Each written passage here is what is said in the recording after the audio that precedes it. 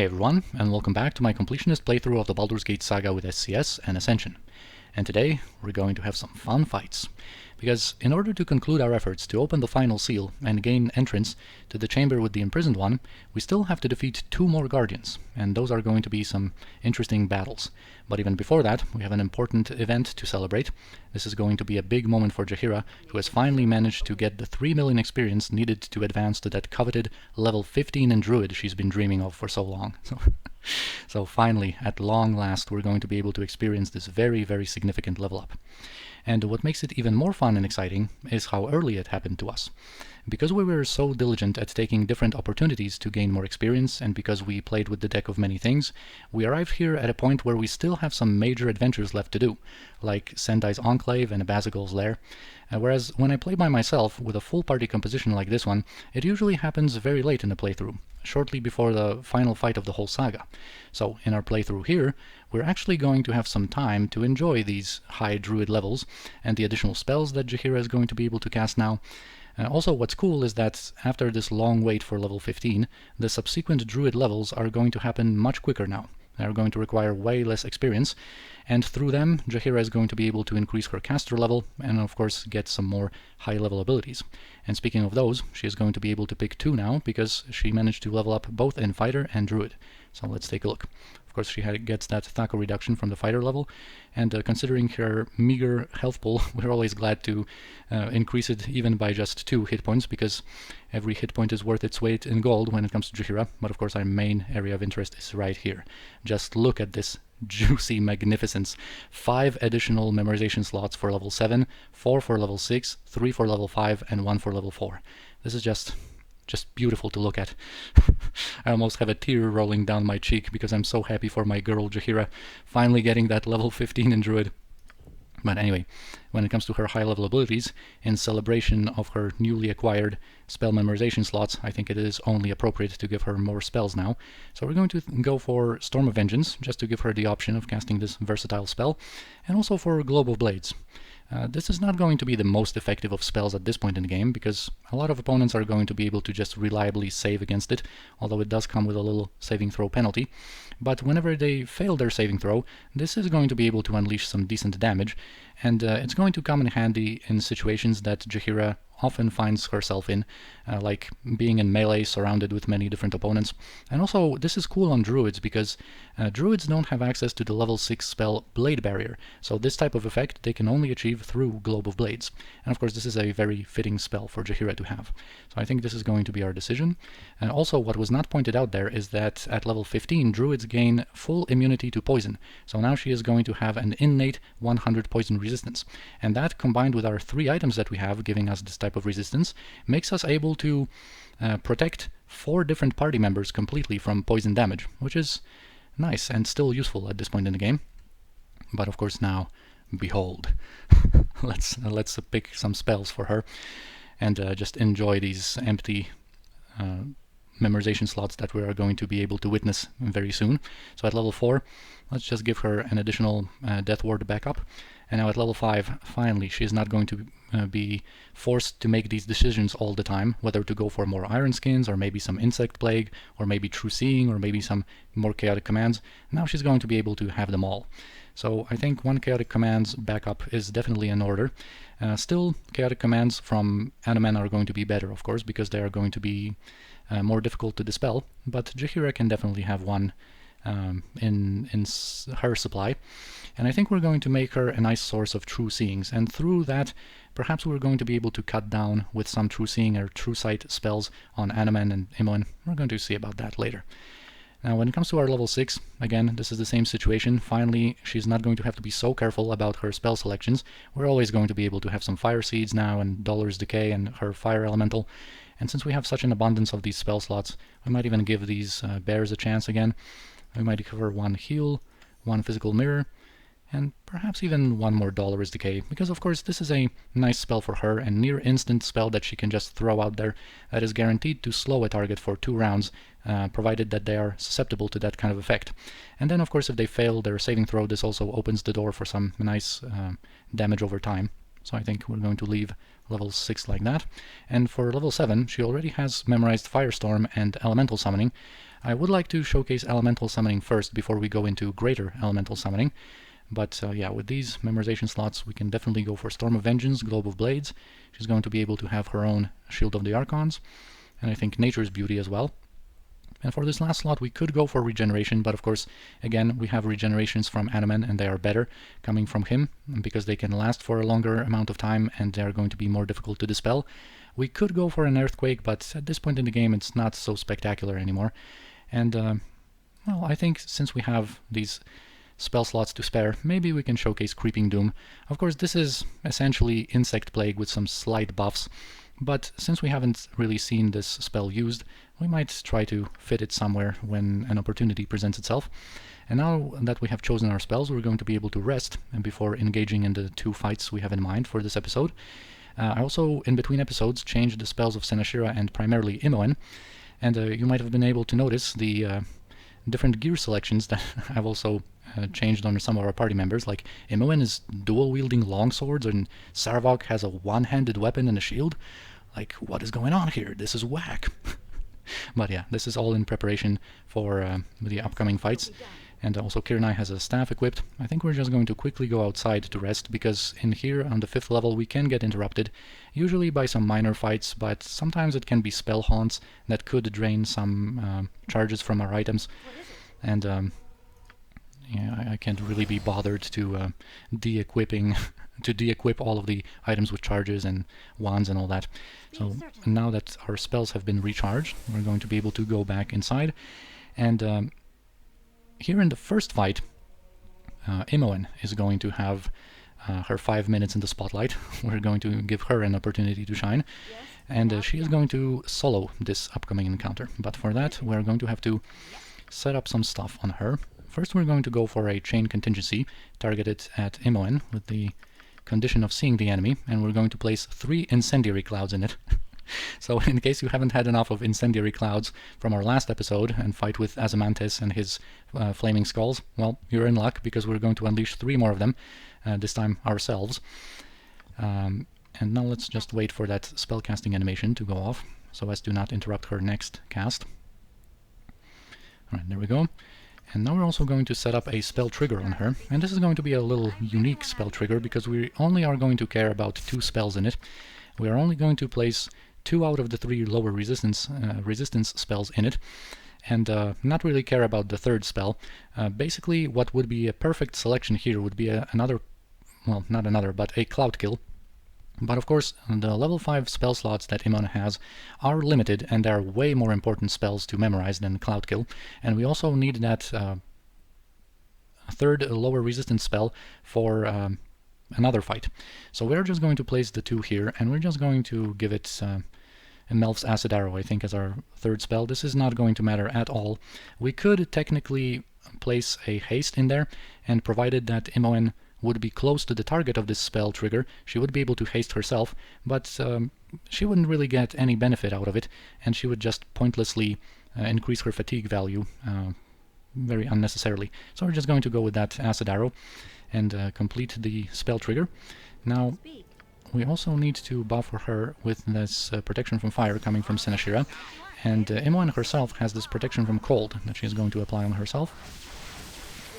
And now we're just going to evacuate everybody else. I'll leave Imoen some space, and she's now going to carry on with the encounter herself. You can also place the key inside the lock already. And what she is going to need is also some mirror images, I think. She still has her old stone skins.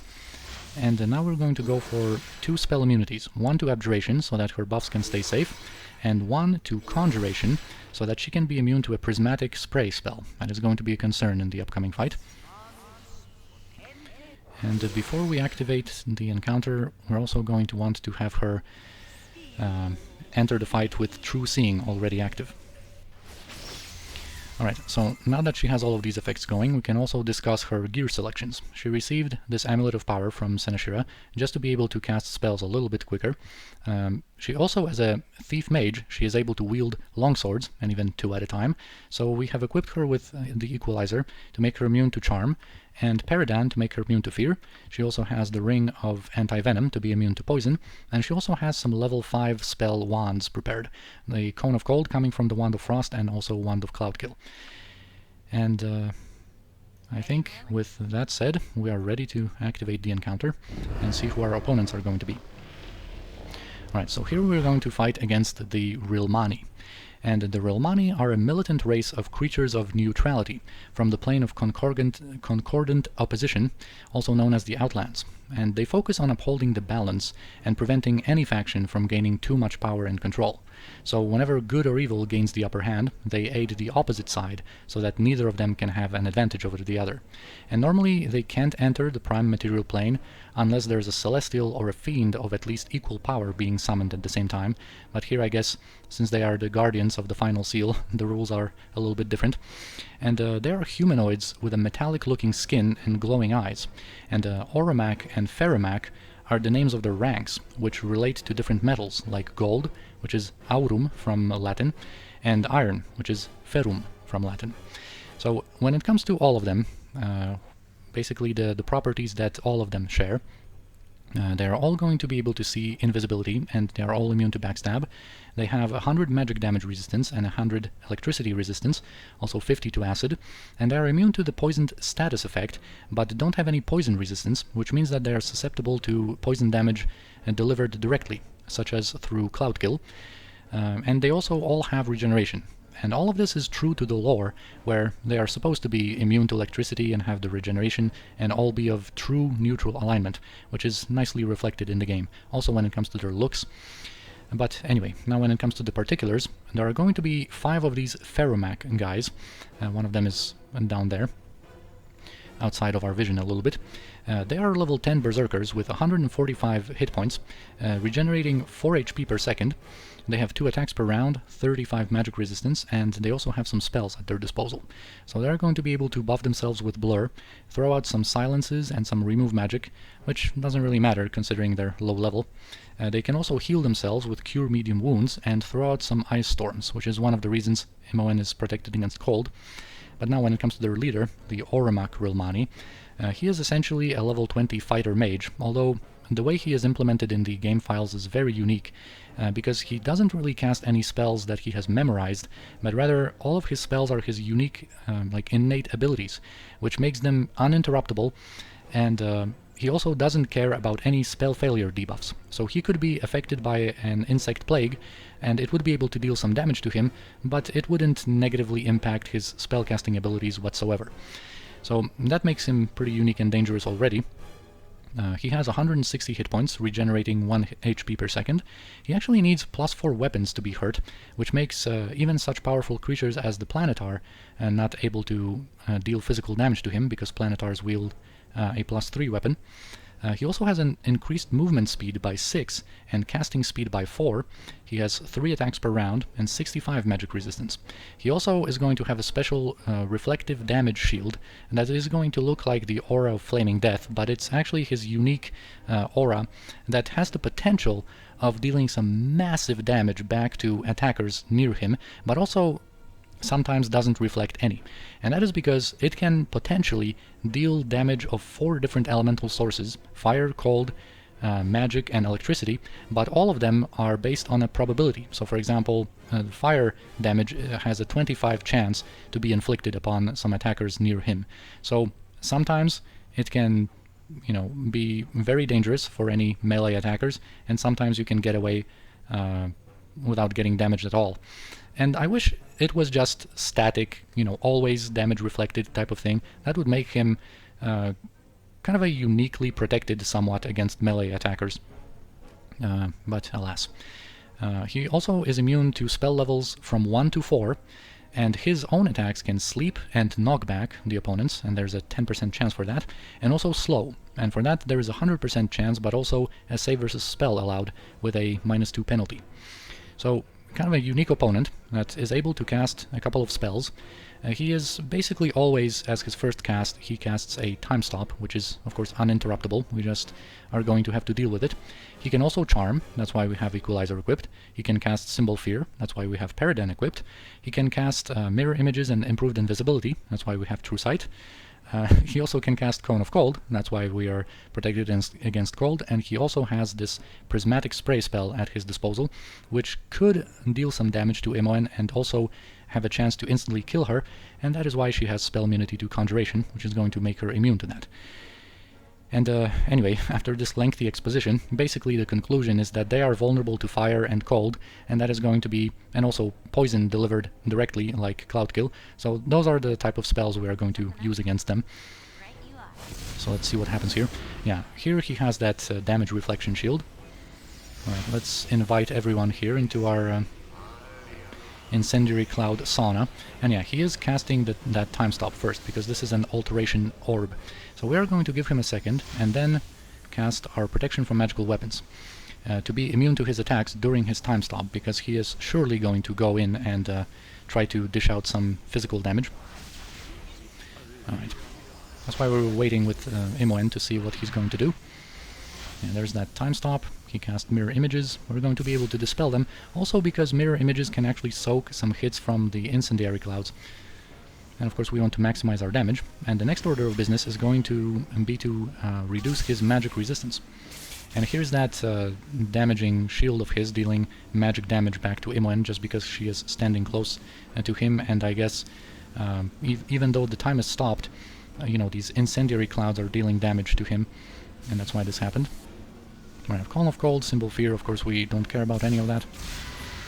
Alright, now let's just give Imoen a couple of steps of the distance and unleash that spell trigger whenever she can. This is going to, of course, decrease his magical resistance from 65 to 5, and he is going to be more susceptible to these Incendiary Clouds damage. Right, there we go. And I guess he also must have gotten damaged even earlier, before we decreased his magic resistance, because he died very quickly there. And yeah, do we have anyone else? Oh, come on in, dude. I invite you here to spend some quality time in these Incendiary Clouds here. Come to Mama Imoen.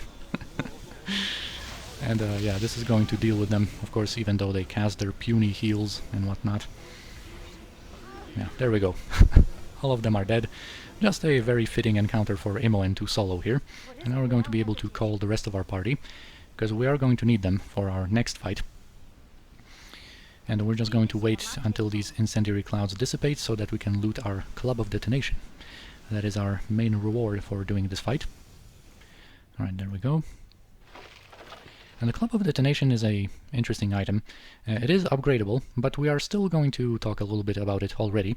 It's a club that deals fire damage and also has a 20% chance, so a decent one, to deal an additional 10.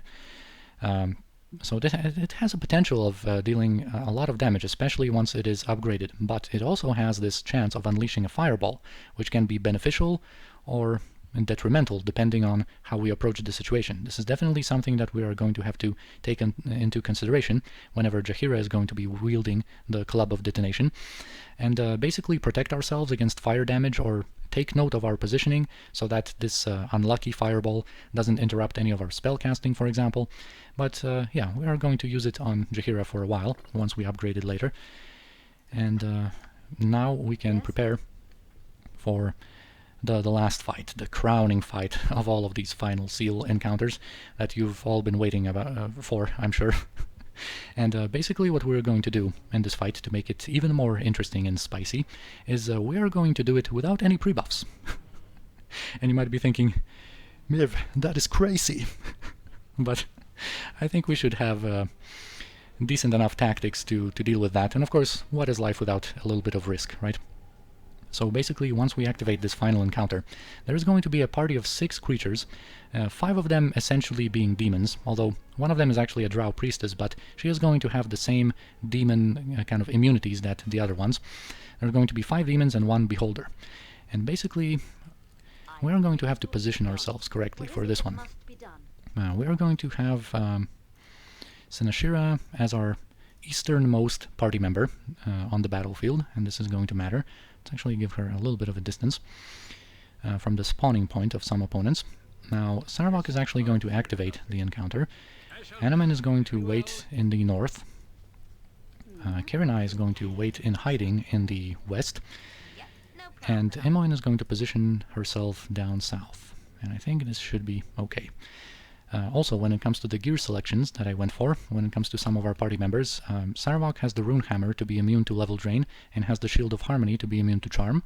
Anomen is immune to the same effects by wearing the Helm of Charm Protection and his improved Mace of Disruption. Then Kirinai has this Staff of the Ram to go for a rather juicy backstab, and also we have a very special something prepared on Jaheira, this Mind Control Circlet. If you remember our adventures in the Underdark, when we went through the main Mind Flayer lair, we were able to get 2 of them. We also have 1 more in our bag of holding, and these ones are very special mind-controlling devices that bypass magic resistance and don't give any opportunity for a saving throw, and they just work, man. And they are definitely going to work on a special target that we prepared it for. And I think without further ado we can just insert the key there. Oh, and actually, since Sir Anomen got a level up out of that, we are going to do that level up right now, because this is going to be a major one for him and a very fun one. He is going to be another person who has waited for a proficiency point for a long time. So after I guess this proves that good things happen to those who wait, and Anomen is no exception, because finally, after all this time, he is going to be able to take advantage of his ability to achieve Grand Mastery in Flails, and get that additional half of an attack per round, and +1 damage coming from that. So whenever we equip him with Flails, he is going to have a 3.5 attacks per round, which is nice. And is going to be able to do a little bit more damage. But now the Mace of Disruption is going to be more important, so now we can check out what happens here once we activate the encounter. You might have been able to hear a succubus laughing at us. Right, and there we go. Here are the 6 opponents that we are going to have to deal with.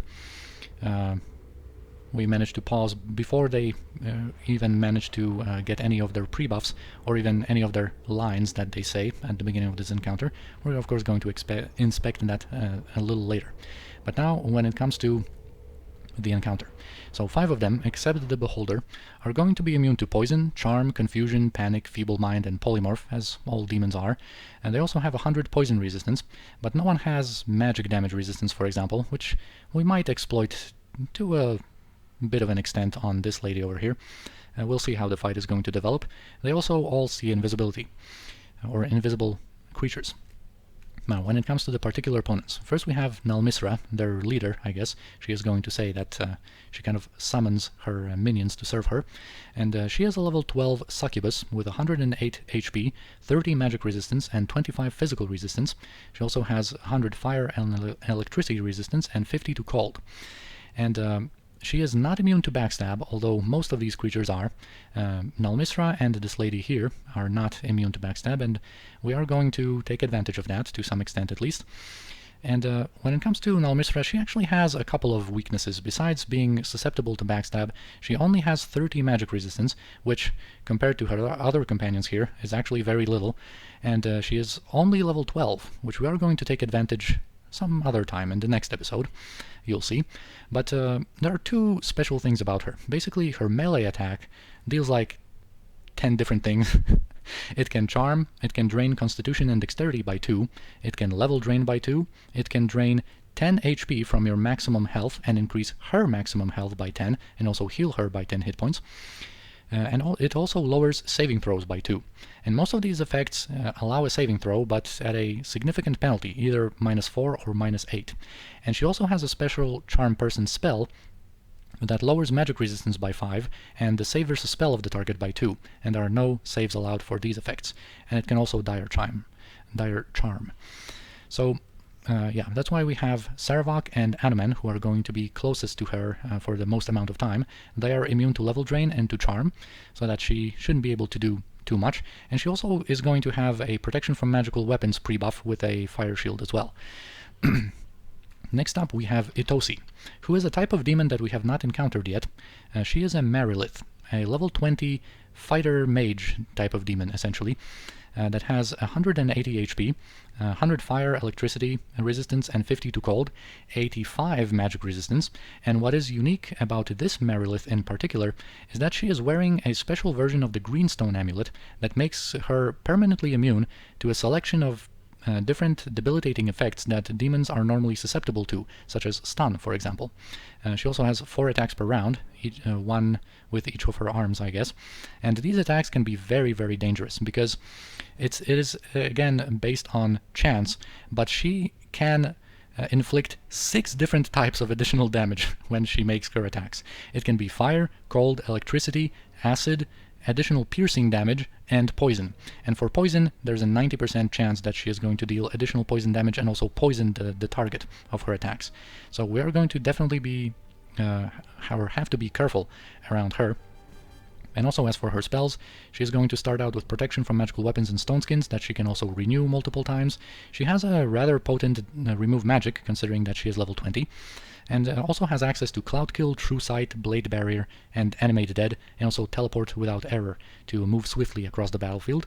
So she is kind of a breach and go type of monster. We are going to have to dispel her protections and kind of overwhelm her with our own physical damage, kind of being careful around her. Having in mind what physical damage she can deal while in melee. And then this Hive Mother is a rather standard one, but she has a heal that can trigger at some point. It's not exactly a contingency, it just sometimes happens. So we'll see if that's going to occur in this fight. But other than that, she has 200 hit points, 75 magic resistance and elemental resistance, and 50 physical resistance. She can see invisible, can drain charges from items, has some spells, and is also immune to domination and charm person spells, but not to our mind control circlet. And we are going to take control of this Hive Mother, but only to remove her from the fight for a while. We are not going to use her to our advantage, we're just going to tell her to leave until we are ready to deal with her later. Now, next up we have this lady, Zhe Wintou, or perhaps Shay Wintou, if going for a more Chinese-based pronunciation. I usually just call her Zhe. She is a level 25 Kensai, having, quite a few of these Kensai boosts considering her high Kensai level. She actually gets a +8 bonus to her Thaco and damage. She has 212 HP. I almost said HP there, like the British. She has fighter high level abilities. She has 212 HP. Okay, I'm repeating myself here. But she has -35 Thaco on her main hand and -33 on her offhand. So even if we were to go for a maximum armor class setup, the likes of which we've witnessed in the previous episode, that would not do us much good in a confrontation with her. She also deals some high damage, over 30 damage per hit, considering her high strength and her good weapons. She has 35 magic resistance and 25 physical resistance, and nothing else, so that's kind of one of her weaknesses. She is also susceptible to backstab. She regenerates 1 hit point per second, and she has her standard demonic immunities. She dual wields Bastard Swords +4 that also can apply a couple of different effects. They can drain Constitution and Dexterity by 1, they can poison, and they can slow. And everything here has a save versus breath allowed with a -4 penalty, but the Dexterity drain and slow always happen on all of her attacks, whereas the Constitution drain and poison have a 50% chance of occurring. So we don't really want to stand in melee with this lady. And she is actually a great target for imprisonment, because imprisonment, of course, instantly deals with an opponent bypassing magic resistance and not giving any saving throw. And we don't actually care about her loot, because she doesn't really drop anything special. She just drops 2 gems. So a good target for that kind of spell, but of course that would be a little disappointing using imprisonment on her in this encounter, so we're going to deal with her in different ways. Next up we have Amaralis Zauvir, who is a Drow Priestess. She is a level 27 Cleric, and with her buffs she has 138 HP, -7 Thaco, so actually pretty good, and -16 armor class, so she is definitely difficult to hit. She has an innate 95 magic resistance and 50 elemental resistance. She also regenerates 1 HP per second and has the demonic immunities, just like all of the other demons here. And she also has, of course, a selection of high-level cleric spells, and what is very notable about this priestess in particular is that she is also a capable melee combatant, because she has 2 attacks per round with her whip. And of course in the game it's kind of like a drow flail, +4, but of course in the lore drow priestesses use their tentacle rods or snake whips, and even in their model here she kind of wields that kind of a whip in her hand. So she has 2 attacks per round with it, can deal decent damage with additional magical damage on top of that, and she can also blind and slow with her attacks. And blindness always happens, although there is a save versus death with a -4 penalty allowed, and slow has a 50% chance to happen, and there's a save versus spell with a -4 penalty allowed on that too. But whenever encountering her in melee, it is very likely that our party members are going to get blinded and or slowed. And we don't actually want to be too close to her with Senashira, because she does have some unholy word spells at her disposal, and we don't want to have that deafness debuff placed on our spellcasters and not to have to suffer from that 50% spell failure, because all of our spells in these first few rounds are going to be very important. And finally we have this archer, the Huntress, and she is a level 23 archer, getting +7 Thaco and damage bonuses to her ranged attacks. She has -33 Thaco, so again, she is not going to miss. She has high level abilities and Cold Shot, the ability of an archer, which at her level is going to drain our strength, is going to reduce our Thaco and our save versus spell, and going to deal additional damage whenever she uses that. She has 220 HP, regenerates 2 HP per second, has 75 magic resistance, 50 physical and 50 elemental, and she also has 4 attacks per round with her bow. But one weakness of hers is that she fires arrows of piercing, which only have a +1 enchantment. So we are going to keep Senashira in this eastern part of the battlefield to get the attention of the Huntress for the most part, because of course Senashira, our protagonist after the Hell Trials, is immune to non-magical and +1 weaponry. So the Huntress's shots are going to do nothing against Senashira, and perhaps we are going to be able to keep her attention on Senashira for the most part, in order to save our other party members from receiving all of that damage from her shots. Alright, so now after explaining who they are, we are going to proceed with our tactics. So first, now that the fight has started, we are going to protect Senashira with protection from magical weapons. She is of course immune to the Huntress's shots, but in these initial stages of the encounter I would like to also be immune from Amaralis's attacks and primarily Zay Winto's attacks, because Senashira is going to have a very important spell to cast on Zay, and she is going to have to remain close to her for that to happen.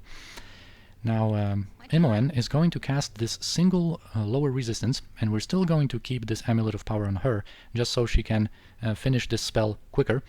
And this is going to reduce the magical resistance of Zay Winto from 35 to just 5%. Then Jaheira is going to use this Control Circlet on the Hive Mother. Anomen is going to cast his very high-level Dispel magic to dispel the pre-buffs of Nalmissra and Itosi whenever they get them.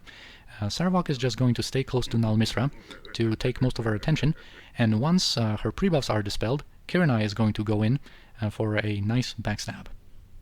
Alright, so now we have dispensed all of our orders. Let's see what happens. Alright, Senashira got her protection from magical weapons, and the pre-buffs of our opponents started triggering. So, yeah, Nalmissra has her protection from magical weapons and a fire shield. The Hive Mother got her stone skin and improved mantle. The Huntress used War Cry, but we are out of range of that. That's the fear kind of shout.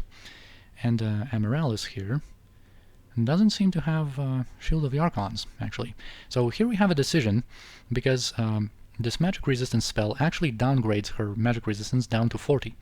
So if we want to maybe have a chance, a 60% chance of affecting her with some spells, we should just leave her with her other buffs too, because when we dispel magic resistance, she is going to shoot back up to 95, and then we are not going to be able to affect her with much.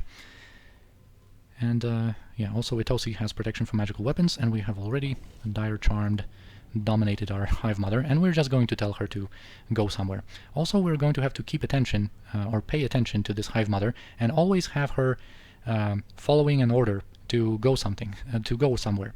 She's always going to move with purpose, always should have a destination, because Beholder's scripts are screwy, and even though she is on our side now, she would be able to unleash some raids onto our party members, even though we are on the same team now. So we're going to always want her to have some kind of a destination to travel to, so that she doesn't do anything else.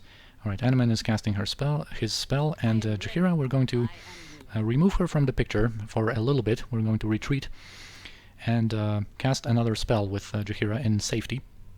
Now, Zaywinto seems interested in attacking Imoen, but with her increased casting time, she should be able to finish this lower resistance quickly enough before Zay gets to her. And I would like to perhaps direct some attacks from Senashira onto Amaralis to perhaps interrupt her conjuration spell here, but we won't stay near Amaralis with Senashira for much longer. Just throw a couple of attacks and then get our distance, because of that unholy word, of course. Alright, we weren't able to actually cast Unholy Word. That was actually Unholy Word and not a conjuration spell that I thought it would be. She sometimes summons an aerial servant first, so that was a big mistake coming closer. Now Senashira is affected by that deafness, and we are going to have to remove it, because we do care a lot about her actually succeeding with her next spell. So what we're going to do is move Jaheira, and instead of casting Physical Mirror that I wanted, to protect the squishy Jaheira from the shots of the Huntress, whenever she switches targets, whenever we come closer to her. You know, I don't want the Jaheira to be vulnerable to her bow shots. But we are going to have to do something else. Right, the Hive Mother can keep on going away. Imoen finished her spellcast, which is very nice. Let's bring Zay closer to Senashira then. And let's gather up with Jaheira and Senashira. And we are going to have to cast Cure Disease here, because it cures deafness. And Senashira doesn't have any protections that would be able to bounce off or absorb the spell, so she is going to be able to be affected by that, and then be ready for our next spell. Zay actually used Greater Whirlwind Attack, which is going to give her a speed boost, so we are going to have to be wary on our characters close to her here. Now, when it comes to our Dispel magic, this should come soon. Let's prepare Kiranai. Yeah, as you can see, the Huntress is shooting Senashira and getting that weapon ineffective message. Let's just keep running with Imoen, especially now with that Greater Whirlwind on the table, and the Dispel magic is about to hit. So we are going to tell Sarvok and Anamen to go in there and start attacking Nalmissra. We are going to activate Kai on Kiranai, and we're going to move in for a nice backstab with our Staff of the Ram. Now we're still waiting for that Cure Disease, but now, since we're close to Nalmissra's back, we are going to be able to unleash a nice backstab. Boom! Oh, and it even crit for 158. Not even her 25 physical resistance was able to do anything. Alright, so now we can switch Animan's weapon to his Flail of Ages. He doesn't need his protection from level drain anymore, and also Sarvok now is going to be able to drop these puny weapons and re-equip himself with his two-handed Sword of Chaos. And also what we're going to do is equip Kiranai with the Answerer, and she is going to approach Amaralis Zauvir to reduce her armor class, because we're not a fan of that minus 16 armor class, and make her more vulnerable to our attacks. And we're also going to attack her with Animan and Sarvok. Alright, Senashira was able to get cured of her deafness, and now she is going to approach Zaywinto and cast Maze on her. And we haven't had a chance to showcase this spell yet, and I thought this would be a good opportunity, because this spell gives no saving throw, it doesn't bypass magic resistance, but Zaywinto right now has only 5% of it, and it is going to be able to take her out of this fight for a little while, until we are ready to deal with her.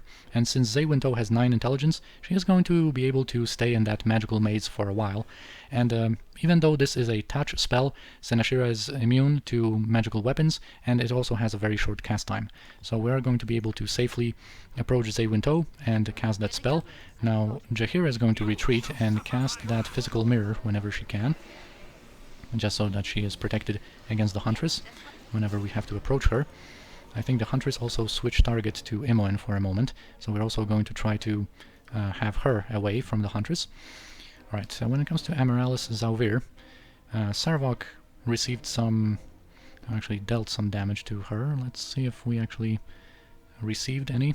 Not yet, it seems. We are not affected by any of her debuffs that she can apply. Now also let's check up on that Hive Mother. Yeah, don't think about going back to the encounter.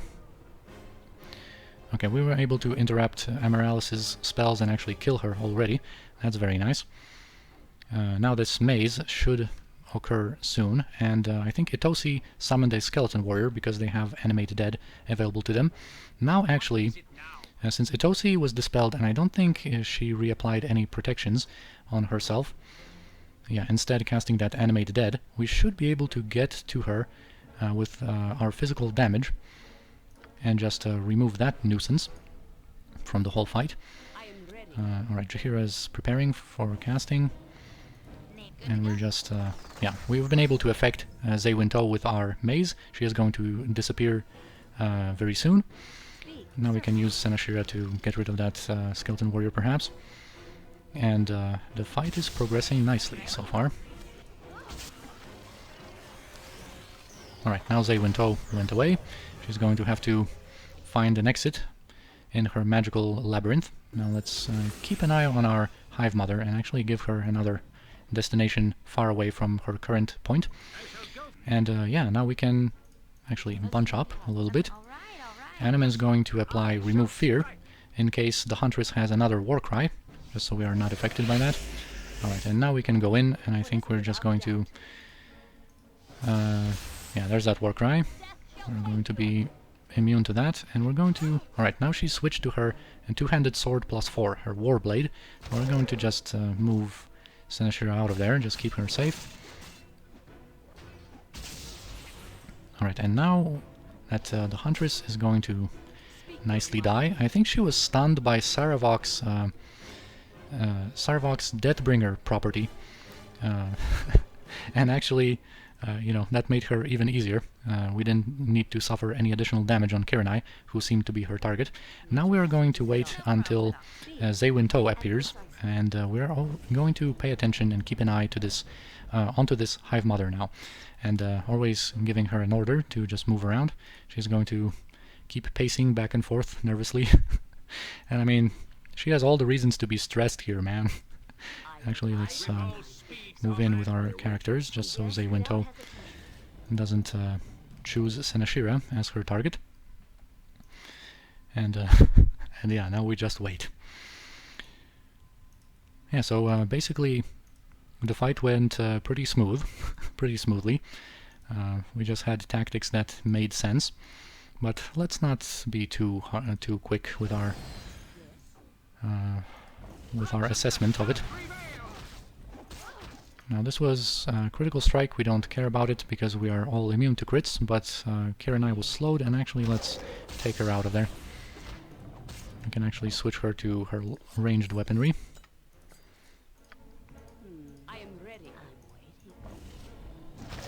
And there we go. Alright, so now we only have this Hive Mother that we need to take care of, and this is going to be purely in Kiranai's hands. But first we are going to wait a little bit until that slow debuff of hers is going to dissipate, and we're going to heal her in the meantime. We're also going to place some traps. Now that the fight is basically over, I think we can afford ourselves to place some traps on the ground. Our normal damaging traps, and I think we're going to showcase some spike traps as well, and a time stop trap finally. So let's keep doing that. Don't worry, Hive Mother, don't worry, buddy. Everything is going to be fine. Just not for you, but it is going to be over soon. This is very messed up what I just said, but let us continue with our preparations here. I'm just going to place quite a few of these traps because sometimes even during the time stop she can heal with that kind of property where she gets healed, and she does have 200 hit points to burn through with that 50 physical damage resistance on top of that. And the time stop trap is also not as long-lasting as the time stop spell, so we're not going to have as much time to do all this with Kiranai, and also she has not improved hasted like she was last time. Alright, so let's finally place our time stop trap, and we're going to be ready then, I think. Alright, and now we're just going to use a charge of our fresh Wand of Spell Striking here. We're going to use Breach on this Hive Mother. We're not going to go for Karsamir this time. And this is going to make her hostile, and whenever she gets hostile she is going to trigger these traps and be ripe for the killing. Alright, there we go. It seems like the damage from our traps is going to trigger after this time stop is finished, so we should be safe even if she does heal in the middle of this time stop. Yeah, this is that kind of heal. So she didn't heal for that much damage, but still. This is another like 30 hit points that she gained that way. And boom, our normal traps and spike trap has finished the deal. And yeah, there we go. We are finished with this fight. This is always a fun one. And now we can check out the spoils. Let's just loot our stuff here. And now, Nalmissra always has this wish scroll, a very rare one.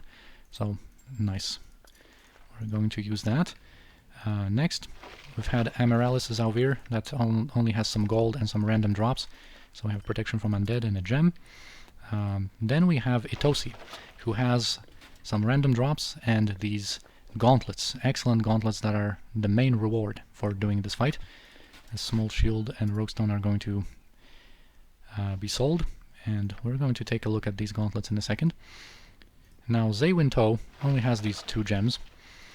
And finally, the Huntress has this unique bow and some gems as well. So let's just pick that up. And now let's take a look. So, the bow wielded by the Huntress is Terralash, which is a +4 enchanted longbow that just increases our movement speed by 20%, essentially. And this stacks with Boots of Speed and Haste, but this is just, you know, way too little from a bow that would be worth using. It just doesn't do enough. But it is one of the 3 ranged weapons that can be upgraded by the Bowstring of Gond, the others being the Darkfire Bow and our Firetooth Crossbow, which is of course going to be our selection once we get that Bowstring of Gond in our possession. We're going to of course upgrade Firetooth, but we're going to be able to hold on to Terralash as well. And finally, the Gauntlets of Extraordinary Specialization.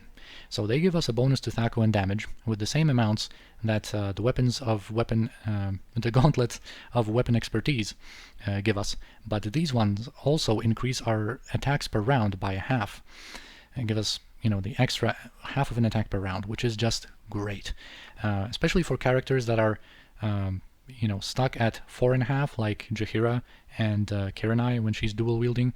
Also now that Animan has Grand Mastery and Flails, he is at a 3.5, which whenever we decided to, or whenever we decide to give him the gauntlets, he is going to be able to go up to 4, and which means 8 with improved haste, which is a very respectable amount. And now also what this drop means is that our total party strength increased, of course, because we have another pair of excellent gauntlets that I'm going to think about who to give it to, but we're probably going to keep switching. In some situations it might be Jaheira and getting the gauntlets, in some others it might be Kiranai or Animan, but yeah, of course Animan now is going to get some other gauntlets, whether the gauntlets of extraordinary specialization or these ones, the Legacy of the Masters, Gauntlets of Weapon Expertise, and we're going to just ditch the 18 Dexterity gauntlets on him, because the 4 bonus to armor class doesn't really matter at this point, and he is going to be able to get some nice boosts to his damage whenever we distribute our pairs of gauntlets. And yes, this is going to be it, and now we're going to be able to activate the portal to the lowest parts of Watcher's Keep, and we're going to be able to see who this imprisoned one is exactly. But before that happens, I'm also going to post a bonus episode next, with a little bit of a surprise. So stay tuned for that, and as always, I thank you for watching. I hope you enjoyed our fights in this episode, and I'll see you in the next one.